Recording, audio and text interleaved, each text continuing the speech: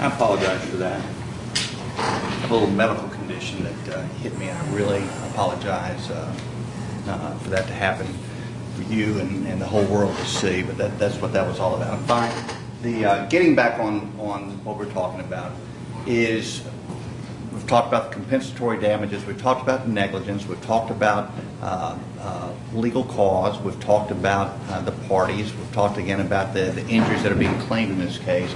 Just a couple other things. I have two clients that I'm representing. I've got Windsor and West End. And counsel says, gosh, they're intertwined because they've got the same counsel. No, my clients don't have a conflict. It's completely it makes total sense that I represent both of them, or that we would represent both of them. West End, you've heard about West End. What is West End? West End is an entity that has zero employees. Zero. Not one, not two. Zero. Has zero employees. West End is simply a mechanism by which certain individuals, high net worth individuals, can invest in real estate. Like Mr. Peskin talked about, some people invest in shopping malls, shopping centers. Some people invest in office buildings. Well, this particular group invests in hotels, and they invest in this hotel right here. High income net worth individuals, as well as public pension plans. Take the money, invest it into the Nashville Marriott, Vanderbilt Marriott here in Nashville. And that's what they have done. They have zero employees. What is that company supposed to do? They have no employees, and as Mr. Peskin talked about, they certainly don't hire, fire, supervise, manage, maintain. They hire somebody. They hired Windsor Capital.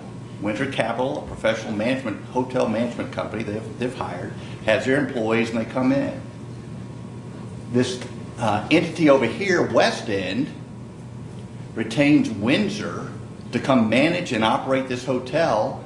They're hoping, obviously, to make a return on their investment. It's also good for Nashville. Got a hotel there at Vanderbilt. But they're not in the hotel operating business. They retain Windsor to do all this. And they make clear in the contract that you're going to see that there is no agency relationship. They don't want the Windsor employees going out and having a wreck, and all of a sudden the public pension is being liable for these employees. There is no agency in this case. They're completely separate entities. West End, Windsor. Windsor operated, they owned it. So in this case, when you go back there, consider those factors counsel talked about: control, the contract that has been introduced into evidence in this particular case, the right to control. But who's going to do it with zero employees? There are no employees at West End. There's nobody to control Windsor.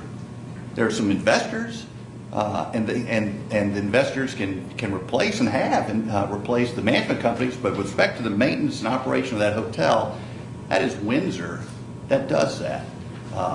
Check in, all the things there. That's those two entities. So I did want to talk about that a little bit before we wrapped up. The last thing I want to finish up with, though, is this, and that is Mr. Barrett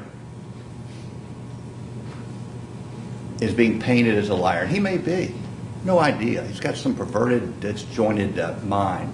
But we know one thing.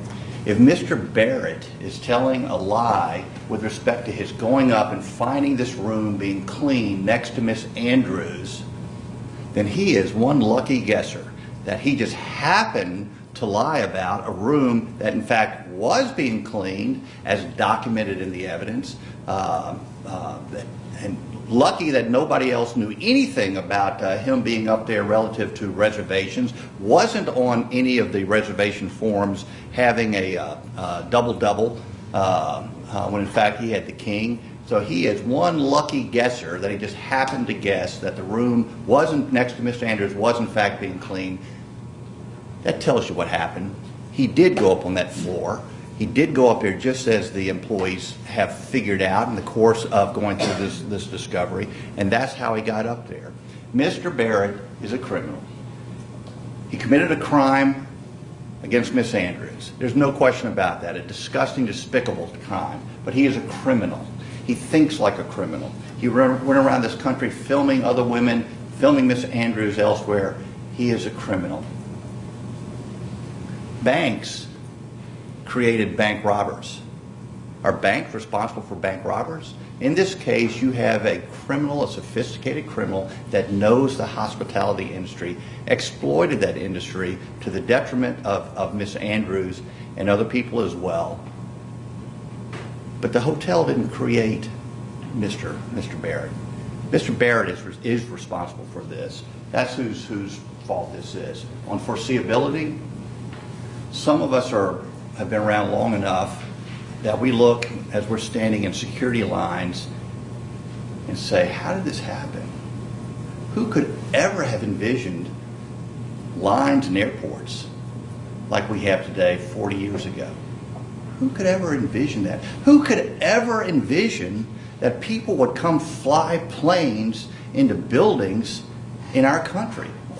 Why aren't they stopped? It's all foreseeable. All this stuff was foreseeable back in the 1940s and 50s, that people could do it, 60s, 70s, under the arguments being presented to them. But who could ever have envisioned that people would fly planes into buildings? Who ever envisioned that people would take bombs onto planes in their underwear? Who would ever envision that people would take bombs in their shoes onto airplanes? Just because something happened doesn't make it foreseeable. Looking back, we can see these things. Although, I will tell you, I have a hard time looking back and seeing how Mr. Barrett's mind could ever do what he did, even with the benefit of hindsight. It's so disgusting and attenuated. But looking forward, crimes happen because criminals figure out a way to get around systems and to exploit systems. And that's what happened here.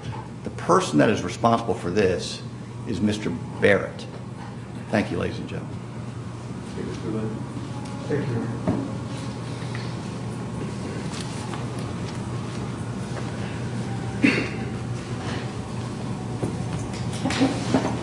I have one more conversation with you because I represent Erin Andrews, who bears the burden of proof, and I bear that burden proudly, and I'm about to turn it over to you because you are her jury. But I just heard something I couldn't believe. How can we possibly foresee this kind of thing happening, harm happening related to a peephole? Oh, come on now. Mr. Davenport told you that they know it's a point of danger. That's why it has to be kept tight. It only has to be kept tight so it doesn't get unscrewed from the outside. But let me ask you this question. Why do we have peepholes in the first place? When someone knocks on that door at your home away from home, you want to make sure that there isn't somebody outside there that you don't know, and just open up that door. The peepholes are there because it's predictable that sometimes somebody with malicious intent will be out there. And they're telling us they couldn't foresee that something like that could happen? That was foreseeable back before peepholes, because it was because of that necessity is the mother of invention, and that's why they invented and installed peepholes, right? Common sense. Sympathy. From day one, the very first thing that Mr. Kennard told you is that she is not looking for sympathy. This is hardly about sympathy. That's why we have all this evidence we've presented to you in such convincing detail. Because if it's all sympathy, then she doesn't need me or Randy or Scott Carr or Molly McKibben or Tobin Lanzetta, who have also worked so hard on this case, if you just decide it based on sympathy. I've wasted my life as a lawyer if you just decide it based on sympathy.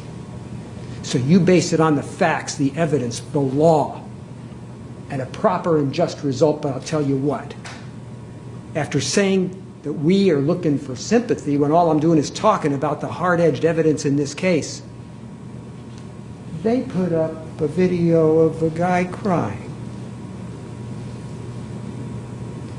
Now, you know what the basis was for him saying, now they're exonerated? Do you remember what it was?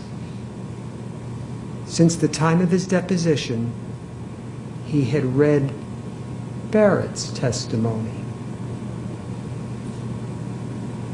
And then he went, oh, Barrett says this is what happened. We're exonerated. We had a term for this when I was growing up in Texas, horse feathers. That's what I think of the tears that they shed. The Blackwell. Remember how quick the Blackwell video was? It was like at the end of all of this 4.5 minutes or so of what happened at the Marriott, there's this 6-second of the Blackwell.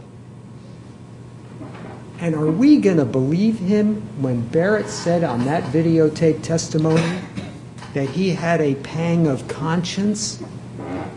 That guy has no conscience. That guy put Erin Andrews naked up on the internet for not just to do it.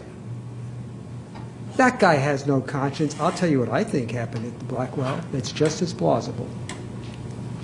Somebody came down the hall and he didn't want to get caught. I think that's what happened at the Blackwell. And there was nobody coming down the hall at the Marriott. Common sense. And the very fact that he decided to say this is 100% his fault, again, throw his testimony out the window. But the fact that he said that tells you everything. He doesn't feel bad about what he did to Erin Andrews. He doesn't want to make amends. He doesn't want to recognize the truth of what happened. He wants to stop her lawsuit that she's standing up and taking a position about the way they do things.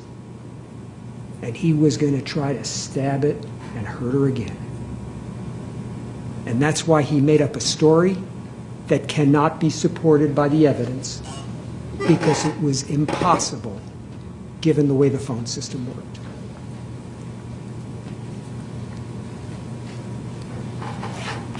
Then they said there's no evidence that the information got from Takima Baker at the call center to the hotel. Wrong. Number one, Takima Baker said she sent it to the hotel. Number two, it went into the Marcia system.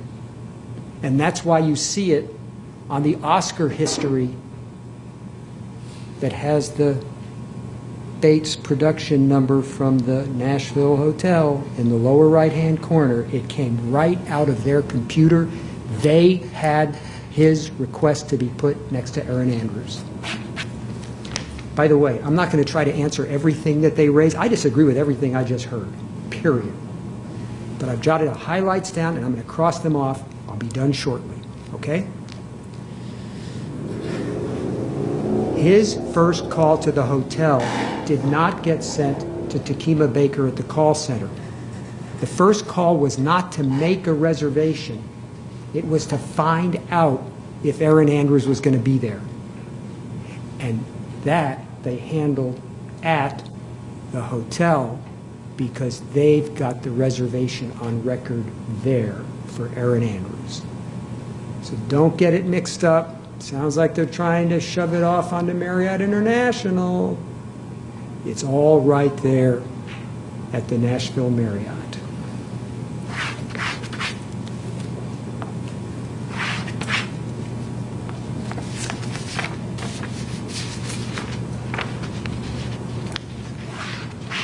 Already covered a couple of those things. See, I'm doing it quickly.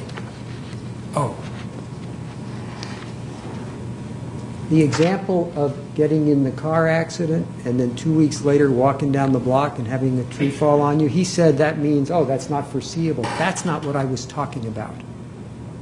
What I was saying is that's an example of a superseding cause, where somebody gets involved in an automobile accident, 2 weeks later, they're walking down the street having nothing to do with the automobile accident, and the tree falls on them and breaks their neck and puts them in a wheelchair for life. No connection between the two. My point is, that's an example of a superseding cause. What happened here was when Barrett put it on the internet, it wasn't a superseding cause. It wasn't a completely different event untied to what happened at the Nashville Marriott. It was all because of what happened at the Nashville Marriott. This isn't about foreseeability, it's about the connection between what he did and what their negligence allowed him to do. It all ties together, and that's why we're here in Nashville.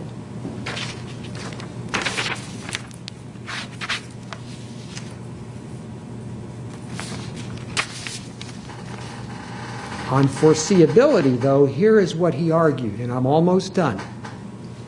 You guys have had a long day.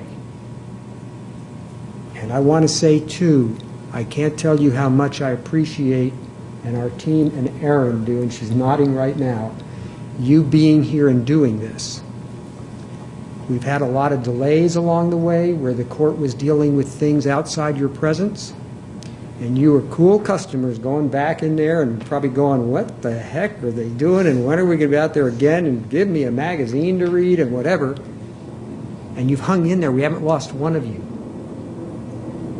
Because I know when you all walked into this courtroom, when you got your jury summons, and then you walked into this courtroom, you had no idea the significance of what you'd be doing. You had no idea it would be about Erin Andrews. You had no idea what you would hear. You would have no idea that it's being broadcast all across the country. You had no idea. And I'll tell you something else. As I look at the camera over there, during your service on jury duty, it's never been trained on you. You notice how when you walk in, the camera's turned away? To protect your privacy.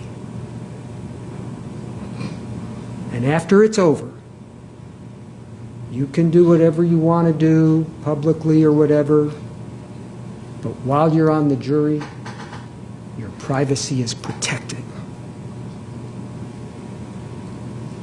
So coming back to that reasonably foreseeable thing,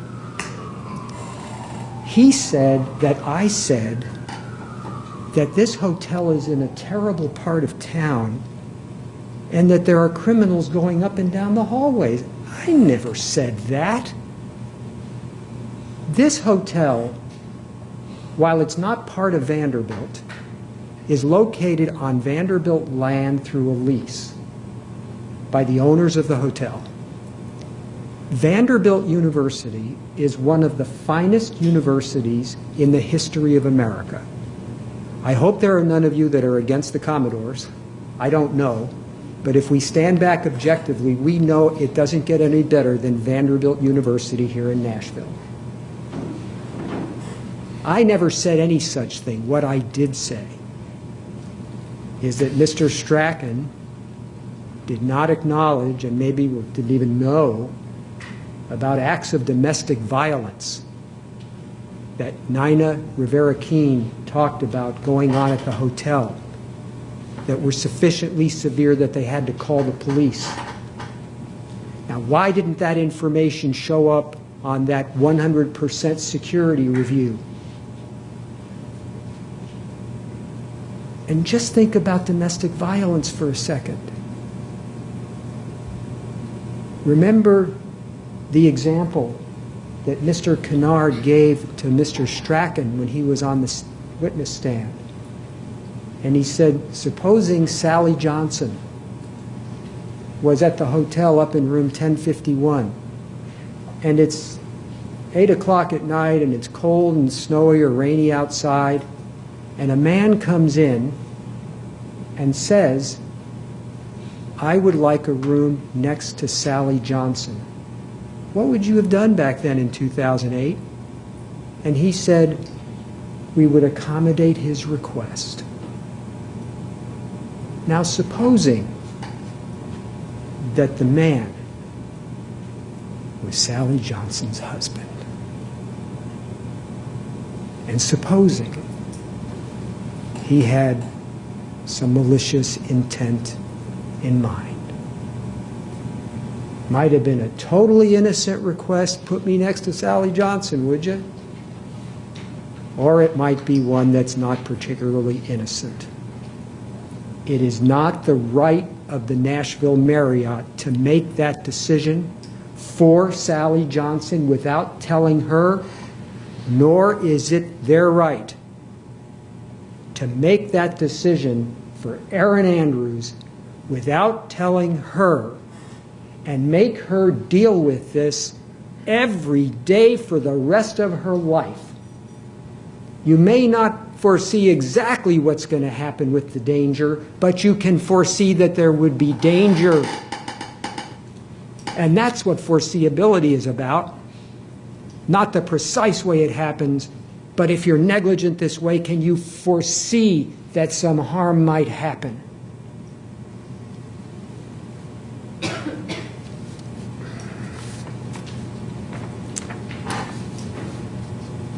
I'm just about done.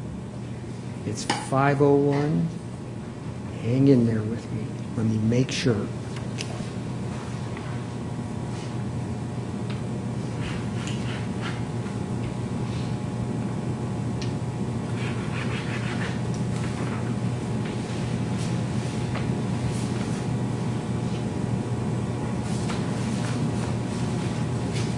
Okay. The last thing I want to talk about is something that I wrote down that I put in quotes because it's exactly what the Nashville Marriott lawyer just said to you in closing argument. He told you, was it 12 to 20 or something visits for $5,000? And then it'll all just be fine? $5,000. And then he said these 4 words: not a significant injury. I couldn't believe it as I heard it. Don't they get it? I mean, doesn't that tell you everything about their attitude over there? Remember, I told you that your verdict will tell them the value of privacy, security, and protection when we go in and put ourselves in their hands and put that sign out the door that says do not disturb, and close it and lock it and start whatever we're going to do in our home away from home. Don't they get it? Not a significant injury? Where have they been during this trial? And where is their common sense and common experience? So perhaps the range of numbers that I talk with you about make a lot of sense for a lot of reasons. Just think of the number of times that thing is going to be viewed going forward. Add it to the 17 million roughly times it's been looked at already, conservatively. Just at $1 each, you'll know what to do.